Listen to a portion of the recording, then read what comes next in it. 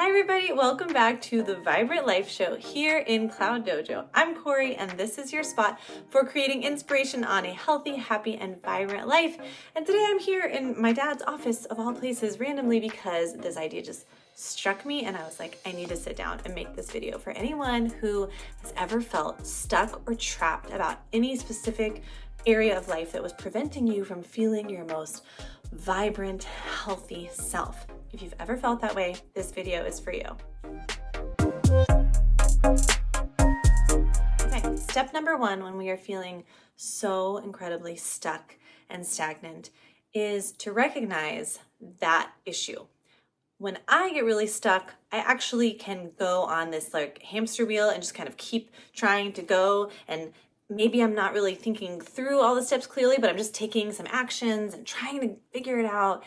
And it really helps to stop. So if you're feeling like you're just kind of going through the motions and just trying to get through, stopping can feel really uncomfortable because we have to then recognize all the armor of tension we're holding in our bodies just to try to get us through when we're not really getting our need met in whatever area. So step one is to invite the space and feel the pain and feel the tension and feel the heaviness. I notice it a lot in my chest, and the breaths are harder to take. A side note here I've been noticing about breath is sometimes we try to take a really deep breath. We're even told a lot of times, really take a deep breath when we're feeling stressed. Bring that breath up into whatever part of your body that's feeling tight.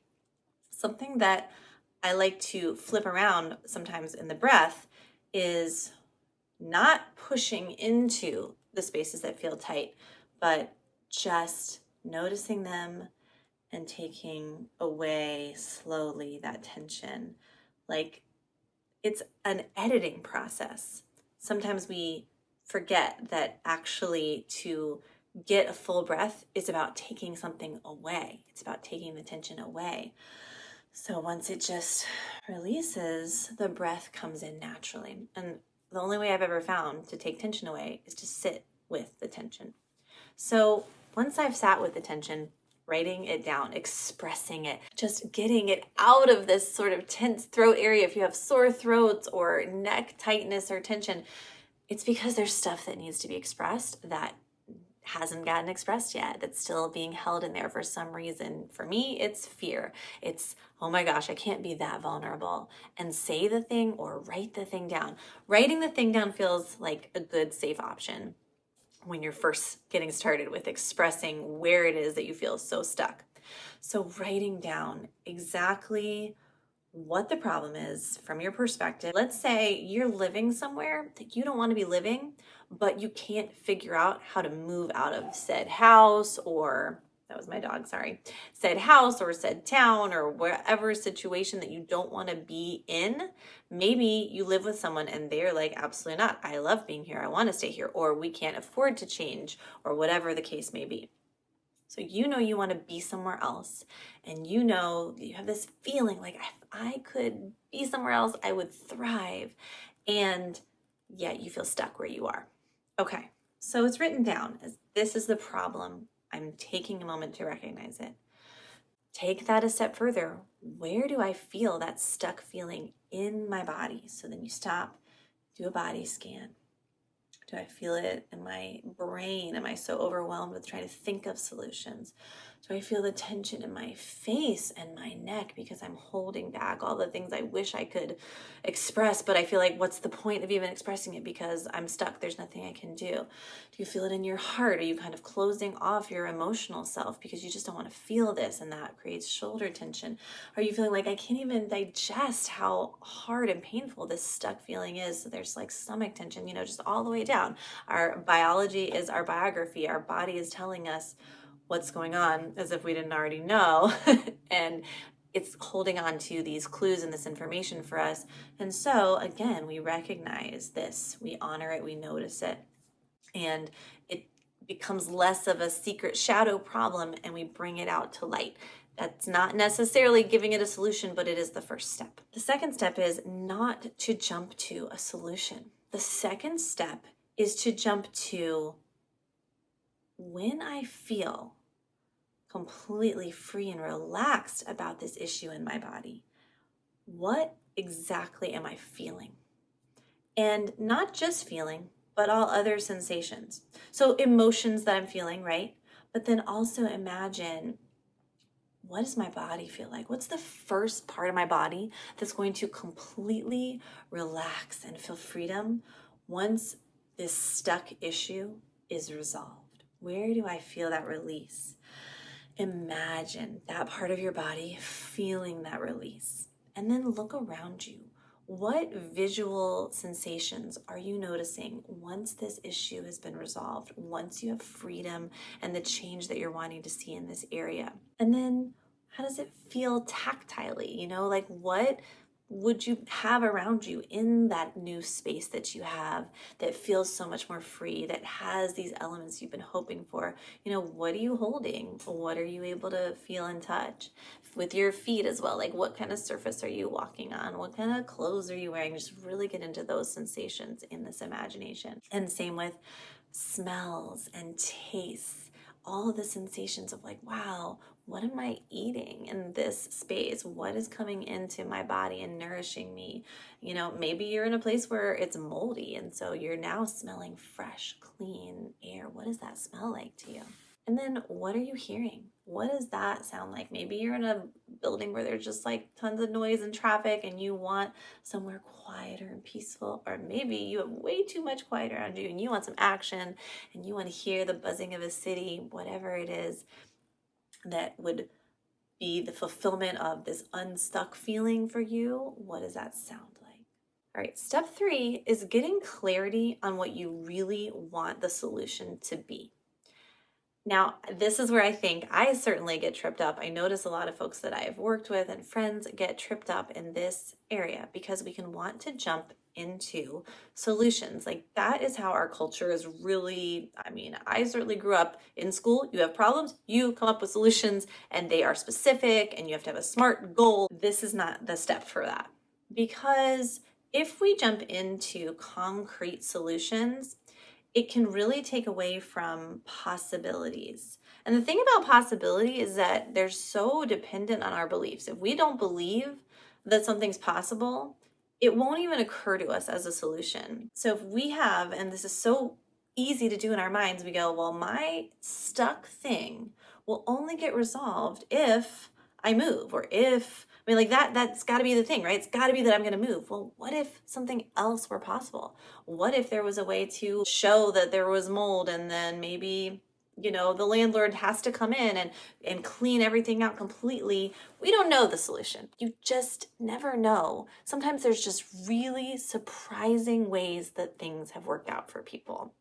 And if we try to plan it all out super concretely, well ahead of time, then we miss out on certain possibilities that may have actually been the best, may have actually been beyond what our wildest dreams could have come up with for a concrete solution. So in this step 3, it's really about leaving the solution open enough and getting really clear on what are the actual non-negotiables. So if I actually feel into, in this imaginary example of I'm in an apartment building and it's moldy and it's loud, let's say that's the thing that I feel stuck in. If I actually feel into what would be the solution that I would feel incredibly happy with, it's being somewhere peaceful, it's being somewhere quiet, it's being somewhere healthy, that smells really good, and that I can breathe in clean air while living there. Those are my non-negotiables. If I say I have to move out of this apartment, that's the only way I can meet this goal, then we're just cutting off some other magical solutions that may be able to come to be without that specific concrete path.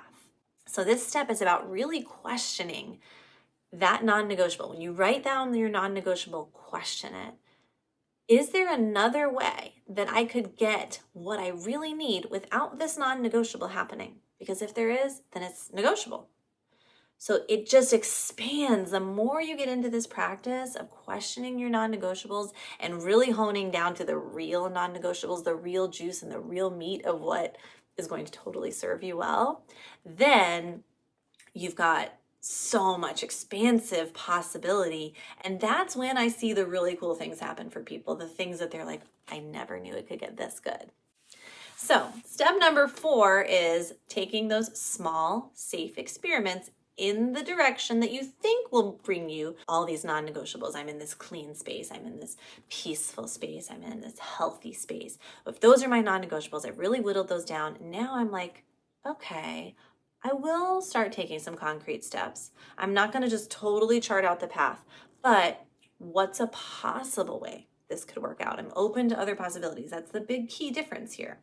I'm open to other possibilities. So then I jump into my first experiment.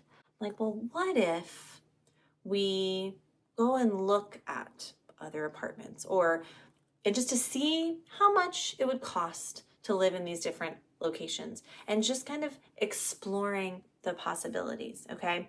Or let's say it's about finances. Maybe I'm going to explore the possibility of making more income from this other thing that I really am passionate about, but I'm not sure if it's possible. So I'm going to take a step in that direction. If it's about getting a partner on board who's not totally on board with the idea of moving, or who's said absolutely no, then it's sitting with that person and exploring, here are my non-negotiables. What do you think would be a concrete step that we could take to just explore ways that I could get my needs met? So if you're working with another person, it's really great if they go through these steps too. If they're willing to sit and feel into where they're feeling, I have to have it this way, and I'm stuck in that thing that I need. And then if they're willing to open up to, well, maybe there's some other ways that I can get my needs met and get more clear on what their actual non-negotiables are, then you can kind of brainstorm some solutions together and then start taking those small, safe experiments, these little steps in the direction of possible solutions, and being open to, okay, let's assess now, how did it feel to go explore and spread the word about what we're looking for with some other people? Or how did it feel to make a little bit of a plan for how I might make some other income? And if something feels right, then we follow that. And feeling right is also like a honed skill. How do I know that step felt right? Well, I, for example, notice back to those parts of my body that feel tension and hold on. Did they feel like, oh, there's a possibility of expansion here if I go in that direction? Do I feel lighter or do I feel heavier? And you really have to piece through other programming of fear around change. So something can feel not good because change is uncomfortable, and we're so used to things maybe feeling stuck or feeling bad, And so we have to really, again, that's a time when you stop and you feel and you assess, how did that step feel? And you kind of go through the same process with assessing each step and noticing the body, and then thinking, okay, should I take the next step in that direction, or do I need to pivot?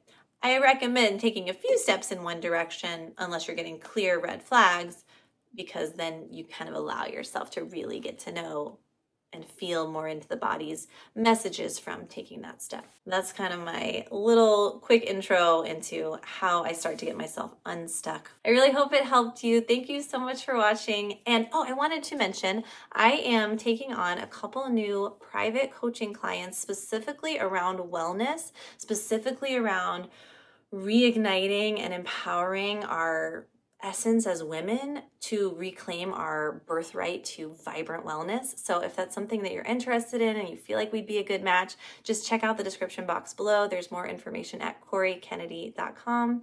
And with all that said, thank you so much for watching. I'll see you next time. Bye.